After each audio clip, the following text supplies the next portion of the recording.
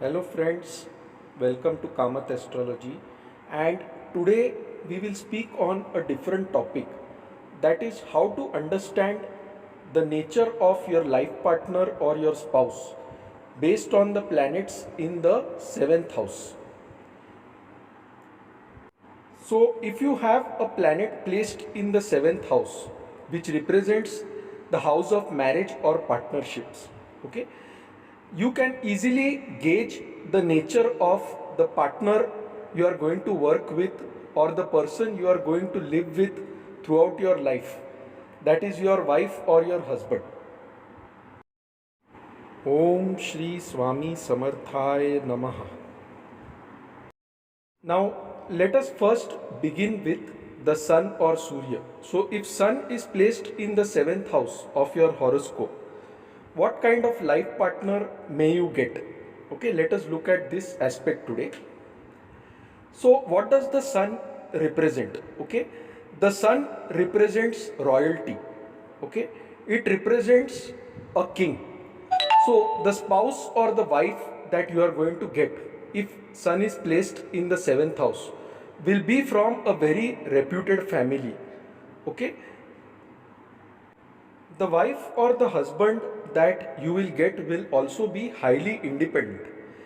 Okay, she will be occupying a high position in society, like a star shines with all its grace in the sky. Okay, if she is working, then she will be shining in her career like anything. Okay, she will be occupying a very high designation, a very high post in the corporate world. Now let us look at the negative side of the sun in the 7th house. Okay, the sun also represents our ego. All right, so such women have a very high ego because they are highly independent. All right, and this may lead to ego clashes with their partner. So in short, if you have sun in the 7th house, your spouse or your husband will be from a highly reputed family, very well known in the society. The only thing you need to be careful about is not to have ego clashes, avoid it as much as possible. Okay.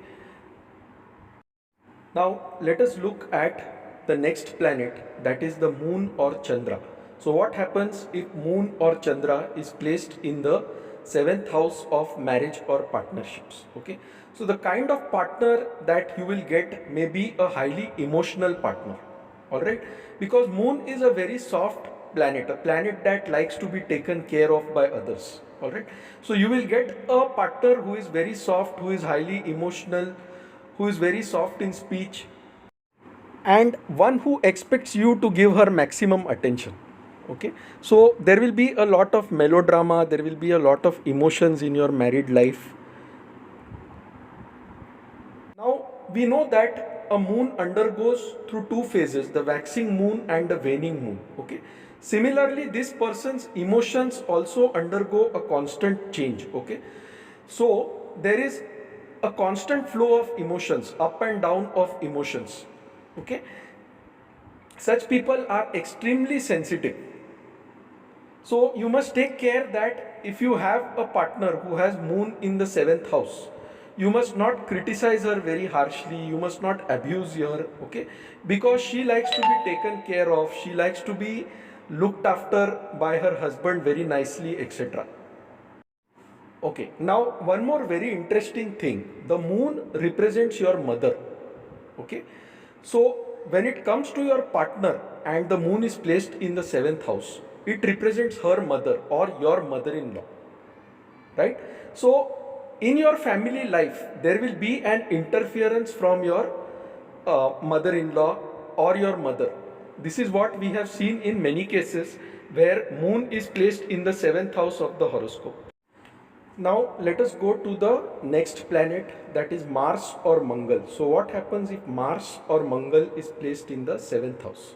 Okay, and Mars is say very powerful. So when Mars or Mangal is placed in the 7th house, Mangal represents domination. Okay, so you will get a very dominating partner generally, a pushy partner whose opinion is first. Okay, so whatever she says will always be right. The other person's emotions will not be taken care of much. So the kind of life partner you will get is a person who has lot of anger, who has lot of domination, and who directly speaks out her mind without caring about the emotions of the person in front of him or her.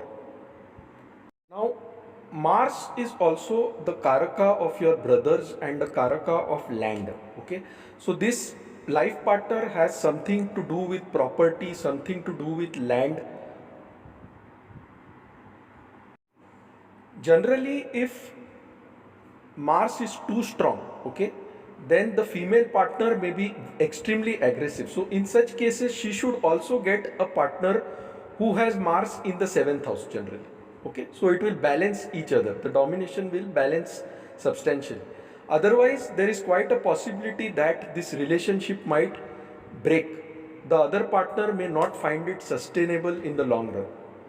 So generally, you may get a partner who is working in the police department, who is working in the armed forces, okay, who is a highly qualified surgeon, etc.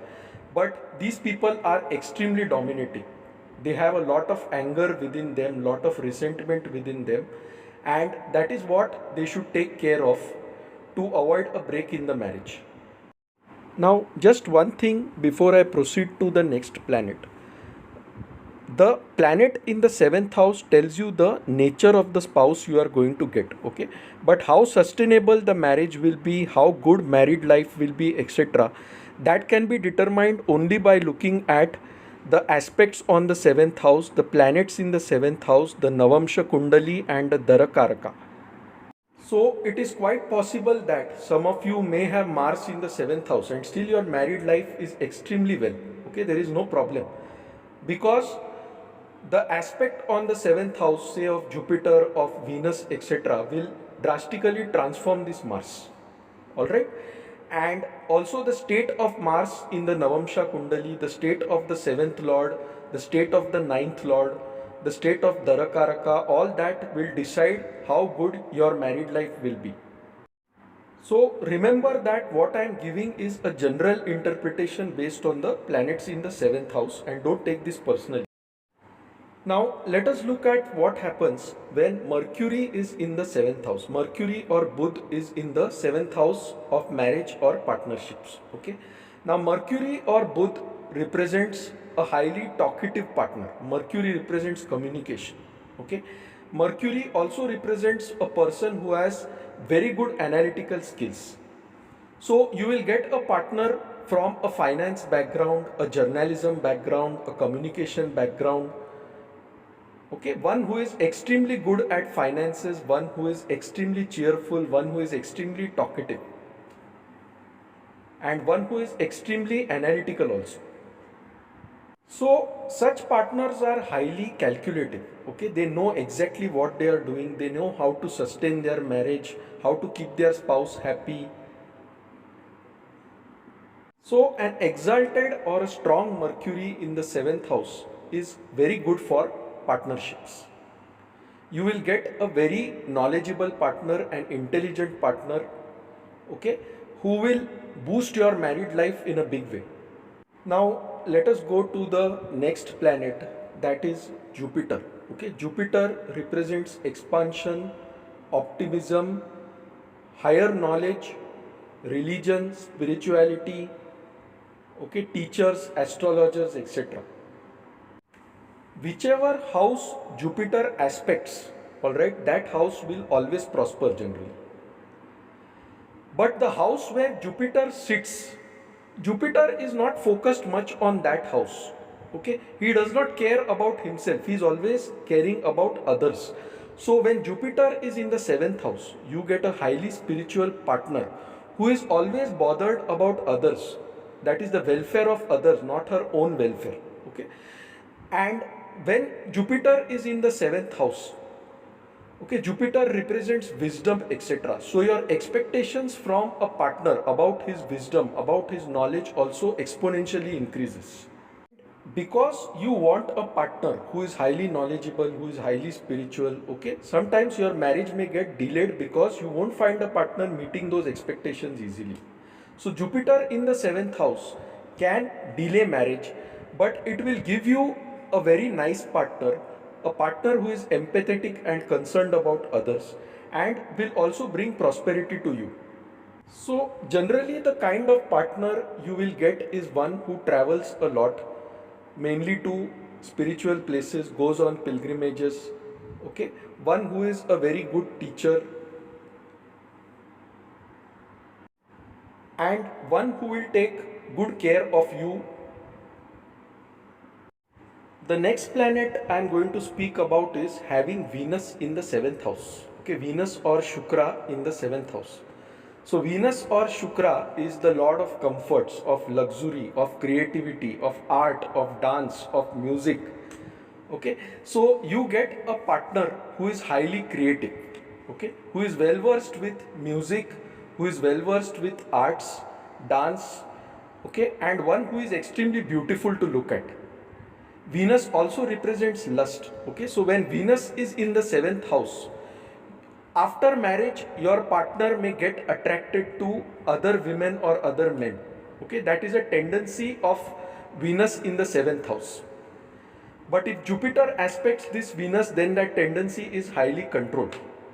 And a partner with Venus in the seventh house will generally expect a lot of love, a lot of luxuries from her husband.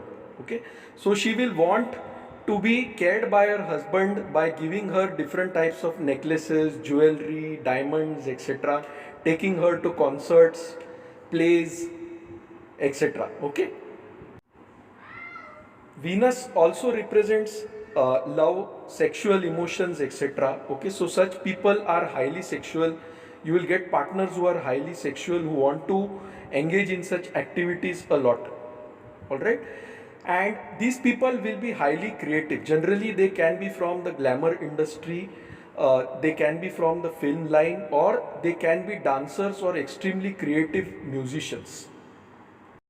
Now, let us go to the negative side of partner having Venus in the seventh house. Okay, so Venus also represents repressed emotions. Okay, so when they get angry, they don't speak it out like a Mars dominated person. All right, they keep it within themselves, and when they burst, it is like, a big explosion. Another thing is Venus represents lust. Okay, so when Rahu combines with Venus, say, this person can indulge in multiple partners, multiple relations. Okay, so when Venus is with Rahu, one must take care to keep his conduct very good and to keep himself well controlled. Now, what happens when Rahu is in the seventh house? Okay, Rahu represents illusion, cunningness. Okay, so Rahu represents a very cunning person. All right, so when Rahu is in the seventh house, you will get a very cunning partner. Rahu also represents foreign things, foreign cultures, foreign languages. Rahu likes to break taboos of the society. Okay, so generally, when Rahu is in the seventh house, you will get a partner from a foreign land or a foreign country. It need not always be from a foreign country, it can also be from a different culture or a different religion. Okay, so intercaste marriages are generally happening because of Rahu being in the seventh house. All right. Now, there is nothing wrong with intercaste marriages, it is all fine. Okay, but what happens when Rahu is in the seventh house? Represents greed. Okay, it represents obsessions. So, your partner will also have such obsessions. They will have continuous greed, continuous obsessions to get indulged in newer and newer things. So there is a tendency to break the rules which society has formed. Okay. For example, such people may want to indulge with multiple partners, multiple females, etc. Okay. So when Rahu is in the seventh house, all these things can happen. So of late, we see this trend of breakups, okay, etc., among the young generation. So this is all actually because of Rahu. Rahu is an illusion. Okay, so you feel a person is very good, you get married to him, and then you realize his true habits. That is what Rahu in the 7th house exemplifies. Again, if Rahu gets Jupiter's aspect, alright, the bad tendencies of this Rahu will be greatly controlled. Such partners can enter into lines such as politics, etc., because Rahu is very good at playing politics. Okay. Also, such people may be very good with technology, gadgets, etc. Okay, because Rahu represents electronics, he represents gadgets, he represents computers. Okay, so you may find these partners from technical lines. Now, what happens when you have Ketu in the 7th house? Okay, so Ketu is representing a monk. Okay, a person who does not have interest in materialistic things. So Ketu in the 7th house gives you a highly spiritual partner. Okay, one who is not much interested in material things, may not be even interested in his or her own married life. So if you have Ketu in your 7th house, it means your partner is not very materialistic. Okay, she is not interested in materialistic things and she is content with what she has generally. Now, one thing to remember is that Ketu represents past life. So it represents an aspect of your past life that you have thoroughly enjoyed. Okay, so if Ketu is in the 7th house of marriage, okay, it means your partner had a very good married life in her past life. So in this life, she is not so much interested in married life. Also, Ketu represents dark things, okay, hidden things, etc. So when Ketu is in the 7th house, the partner generally has a tendency to hide something from his or her spouse. I have seen some horoscopes where the person having Ketu in the 7th house, okay, he or she has a wife who has hidden a disease from her husband. Okay, knowingly hidden the disease from her husband. This is because Ketu represents the tendency to take away. Okay, so he takes away the happiness from the married life, and this is what people tend to hide many a times. And eventually, if you don't get an equally understandable or understanding husband, alright, then this marriage may not sustain. So Ketu in the 7th house can also represent two marriages in life. Now let us see what happens if Shani or Saturn is in your 7th house of marriage. Okay, now Shani or Saturn is the slowest moving planet. It takes 2.5 years to traverse one sign. Okay, so what this means is that your marriage will be delayed. It will not be denied, it will be delayed. So you may get married late in life. That is the first thing which happens generally if Saturn is in the 7th house. But the kind of life partner you get will be a very practical partner. Why? Because Saturn represents structure, order, discipline, hard work. Okay, so you will get a partner who is highly disciplined, who is hardworking, and who is very practical in life. The negative side is this person can be a perfectionist, okay, and he may expect the same from others. So he may be finicky about small things, he may crib about small things. Okay, so if something is not in order in the house, he may crib. So these are the negative things of having Saturn in the 7th house. But the positive side is you get a very practical partner who is hardworking, who follows a structure, who is disciplined in life. Okay, and because Saturn also represents obstacles, there will be some obstacles that come up in your married life, but eventually you will be able to overcome them and the marriage will not break, it will proceed smoothly. So you may get a partner who does a regular job, who likes routine work, okay, who is extremely hardworking. Now, before I conclude this session, I would like to tell you one thing, that the planets in your 7th house indicate the nature of the spouse or the husband that you may get. Okay, but there are many other things which determine whether you will actually have a happy married life or not. Okay, so you have to see the dignity of the 7th lord in the horoscope, that is the owner of the 7th house. You have to look at the dignity of the seventh lord in the Navamsha Kundali, you have to see the position of planets in the Navamsha Kundali. And as per Jaimini astrology, you also need to look at the Darakaraka and the aspects on Darakaraka. Okay, so in this video, I have just tried to gauge the nature of the potential spouse or partner that you will get based on a planet posited in the 7th house. Now, if you like this video, please mark it as liked in YouTube. Feel free to subscribe to my channel Kamath Astrology. The subscription is free and you will get notified if I add a new video automatically. For any queries, feel free to write to me at astrosevaworld@yahoo.com. You can also visit my website astroseva.tripod.com or download my mobile application Kamath Astrology from Google Play Store. So guys, thanks a lot. Hope you enjoyed this video. Have a nice weekend. Hope to see you soon with another video. Till then, bye, take care and enjoy the weekend.